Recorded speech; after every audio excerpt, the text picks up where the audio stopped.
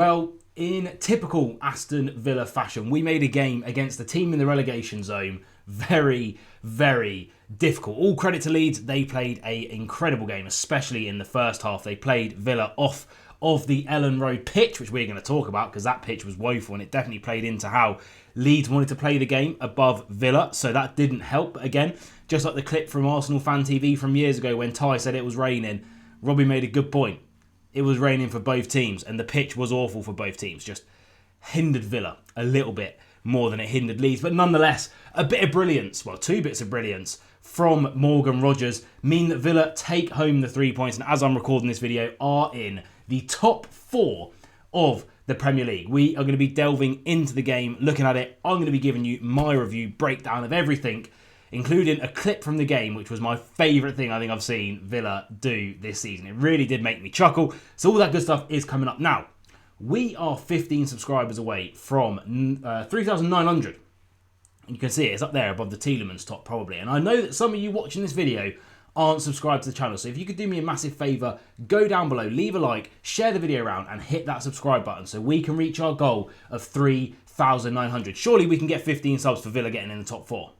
It ain't hard, guys. Go and do it. Let's have a look at this game. Here we have the foot mob 2-1 to Aston Villa. We went down early on in the game to a Nemecha goal. It was Konsa trying to clear the ball and it just happened to bounce back off of him into the back of the net. We'll talk about Emi Martinez when we get through to the player ratings, or maybe we'll do it a little bit beforehand. But then 2 goals from Rogers, a lovely flick from a bit of Donyell Marlon brilliance, as well as an Emi Buendia-esque knuckleball free kick. It was glorious to watch that sail into the back of the net. And we do win 2-1. Now the momentum, actually, I would tend to agree with. I'm not sure if they had that much momentum towards the end of the game, but they were pretty much all over us in the first half, to be fair, of the game. We had a couple of spells where we looked okay, but we just couldn't get into it. And it's one thing I think that we have to talk about with Aston Villa is we really struggle when we go to grounds where there's a really hostile environment. I don't know what it is. The players are getting paid enough to ignore what the fans are doing and just focus on what's on the pitch. And Leeds were very physical. I think they've done their homework. When there's a hostile environment and teams get physical against Villa and we can't play our little tiki-taka tappy football, we do crumble a little bit. And that happened quite a lot in the first half.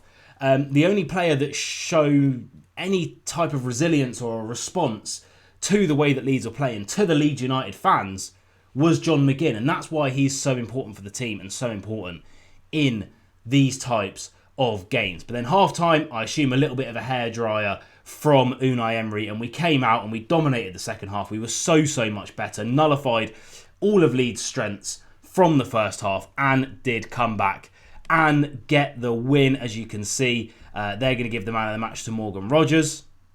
So am I. Little bit of a spoiler. In terms of the Leeds team, I think Bogle had a decent game. To be fair, I'm surprised Ampadu got the 7.6 rating. I thought he was on and off. Nemecha and Okafor, by the way, gave Villa defenders nightmares. And we're going to be talking about all of those defenders in due course. But what does it mean for the table? Well, as I record this video, the table is looking nice. Now, this table is incorrect here. That's the away form table. Let's have a little look at the Premier League table. And oh, baby, we're 4th. Somehow, despite our terrible start to the season, Villa are 4th, 1 point behind 3rd. Oh, and that's Manchester City. And just 2 points off of Chelsea, who have to go to Arsenal next. We travel to bottom of the table, winless. God, if we lose to Wolves. But we play Wolves next anyway. And then Leeds go to play Manchester City. Leeds finish in the relegation zone of this game week. But we are up to 4th place. We could very well be staying there. Tottenham Hotspur are due to kick off in about 10 minutes as I record this video. They currently sit on 18 points. However, the goal difference is vastly better than Aston Villa, so they really either need to lose or draw for us to remain in 4th. Manchester United do play tomorrow. A win would put them level on points of us, but they'd have to win 4-0 to go above us, so I can't see that happening. Which means there's a good chance Villa finish this game week in the top 4, in those Champions League spots.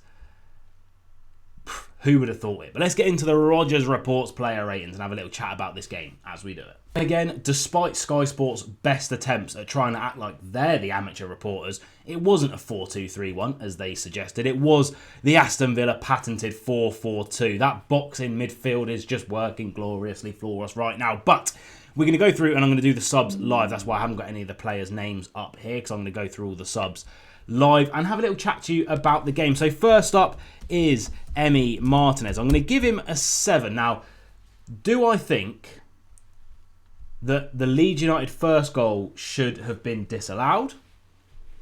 I'm 50-50 on it. Nemecha definitely wasn't going for the ball at all. He literally just barged straight into Martinez. But I do agree that keepers over the years have been given far too much protection from anything like that happening to them. And I think Martinez was not strong enough. I think he was looking for the foul. He rolled around on the floor for 15 minutes afterwards, even though he barely got touched. And he was at fault for that goal. He should have been stronger. He should have just come out and punched it if he really wanted to get rid of it. However, where he clawed back his ratings, because he was at like a flat 3 from that point, is that he made 2 really crucial saves in this game. So he has to claw himself back to a 7. Now, Cash, this was a little bit of a typical Matty Cash performance from when I used to hate him. Now, obviously, I'm a big fan. Love him very much. The reason he gets a 6 is because right towards the end of the game, Willie Gnotto, is that his name? Gnotto? I don't know how you pronounce it. He went past Cash, but he literally was going back towards his own goal in like the 88th minute. And Cash brought him down, gave away a foul in a really good position for Leeds that was just completely unnecessary, did not need to be given away. So for that reason, he has to go down as a 6, but his general play was okay. Pau, I'm going to give a 5 to him. I don't know what was up with Pau Torres this game. I don't know whether the pitch played a part in it. The pitch was really, really bad. The ball genuinely couldn't travel about 5 yards without just sticking up and holding. And that really, really hindered how Villa like to play around the back and play out from the back and beat a press. And I think Leeds knew that because they were really, really aggressive with their press, knowing that Villa's passes wouldn't reach their intended targets. I don't know what happened. It looked like they played a rugby union game on the pitch, then an NFL game, then just let it rain on the pitch without draining it for about 16 years, then played another NFL game, then let Villa and Leeds play a Premier League game. It was really, really poor. And that kind of just killed the way that Pau Torres plays the game. And also, Nemecha had the better of Pau Torres, I think, 99 times in this game, which is not good enough whatsoever. Konsa was a little bit better, but not fantastic. He gets a 7 purely because he did make some huge tackles in this game. Some good blocks in there as well. But yeah, not a very good game, I think, from anyone really in that back line. Digne as well, 5, didn't get into the game. And when a game gets physical, Digne goes missing. We move in to the midfield, and Kamara, I'm going to give a 6. Some decent things from Kamara in this game, but gave the ball away a lot. Like I say, the pitch really killed Villa. It really nearly cost us all 3 points because the way we played football just didn't work with that pitch. And perhaps where us and the elite teams differ is it took a long time for Villa to adapt and adjust to that. It should have happened a lot quicker. So it's still our fault for not adapting and adjusting the way we played and realising that the pitch was hindering us that much. But it did hinder Kamara a lot. And then we move on to Yuri Tielemans. I'm going to give him a 6 as well. Oh no, bloody hell. That's the right mid. Let's go into that centre mid spot there. I'm going to give him a 6 as well. However, run the clip. Yuri Tielemans and Kamara gave me the best moment of this game. Dominic Calvert-Lewin scored with a handball, the most blatant handball you will ever see in your life. And then he tried to claim to the ref that it was like off of his chest. And Kamara and Tielemans are literally just there laughing right in his face. And I don't know why, but I found that like really, really funny. That really, really tickled me. Enjoyed it a lot. And then Yuri Tielemans did eventually come off for Bogard, who I, again, really like. Bogard wasn't on for long enough to really do anything more than warrant a 6, but I thought Bogard was really, really good in this game. Emi Buendia started out on the right-hand side, and he just wasn't involved in the game. I'm going to give him a 5. Couldn't get the ball to his feet. His passing was terrible. Again, I don't think the pitch did help. But credit to Unai Emery. He realised what was happening and what wasn't working. And at half-time, he pulled the trigger. He brought on Donyell Marlon, who got an assist for the first goal. Looked super, super dangerous throughout the second half. fantastic sub. Marlon played really, really well. And for me, that solidifies the fact that Marlon should be starting this game over a certain someone that we will get onto a little bit later on. On the left-hand side, started John McGinn, and I'm going to give him a 7, purely because of the fight that he showed. Again, wasn't really his game, like the rest of the midfield.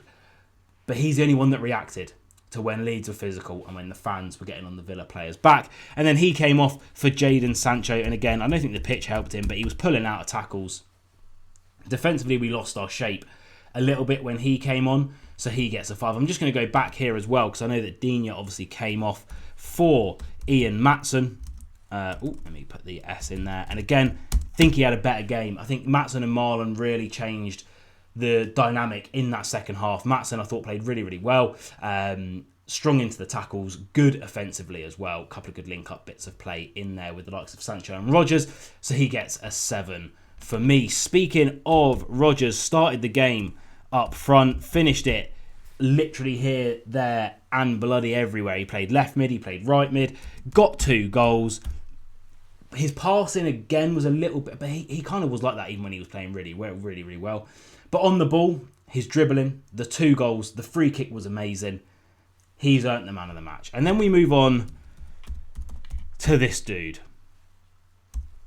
Ollie Watkins. 0 first touch. Passing was terrible. Dribbling was terrible. Finishing wasn't there. Doesn't take his chances in front of goal. Loses the ball every time he gets it. I understand he might be playing through some discomfort. Let's not bloody play him then. Let's play Daniel Marlon, because Watkins, he's so far off of it. It is unreal. I've run out of words to say about how bad he's playing this season. And then Ross Barkley came on, got the assist technically for winning the foul. Again, I thought Barkley looked all right when he came on, actually. He's full of energy. Runs with the ball really well. Defensively solid. His passing, again, was a little bit lacklustre, but then that was the same for the whole team.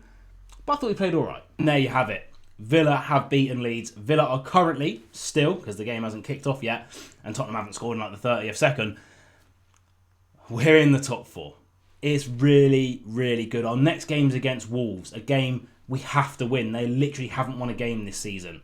We have to go and win that game. We have to be aggressive in that game and put some more goal difference on the board. I don't care. I know you have to respect every opposition in this league. I know they've got a new manager. We can't go in and get anything less than 3 points and some good goal difference from that game. We go, obviously, Europe midweek. The preview will be on the channel on Tuesday or Wednesday for that. And then in and amongst that, all of the transfer news that does come out of B6. I can't, Villa weren't great. Leeds were good. They played physically, which Villa can't deal with. They pressed. They used the terrible pitch to their advantage. It was brilliant. But Villa just had that bit of quality, and that's why we're the team pushing for Europe and Leeds are the team fighting relegation. And the job that Emery's done is just incredible. But then again, it all counts for nothing if we don't capitalise on it next week and the week after and the week after. And if you want to see us do that and want to talk about it, go comment down below and be sure to subscribe to this channel, because we will cover every single game. See you guys soon. Up the Villa.